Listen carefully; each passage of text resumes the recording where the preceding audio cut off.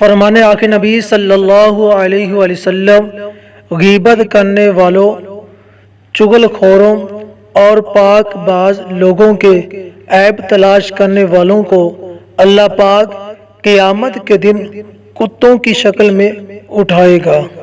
فرمان آقا نبی صلی اللہ علیہ وآلہ وسلم، جس گوشت اور خون نے حرام سے پرورش پائی، جہنم اس کی زیادہ حقدار ہے۔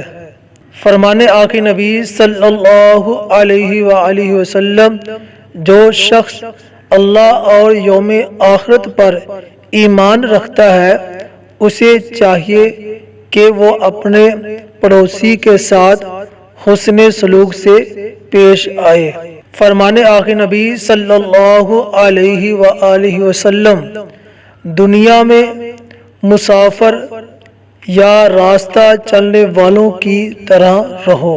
فرمان آقا نبی صلی اللہ علیہ وآلہ وسلم، بھوکا اور حاجت مند اگر اپنی حاجت لوگوں سے چھپائے، خدائے پاک رزق حلال سال بھر تک اسے عنایت کرے۔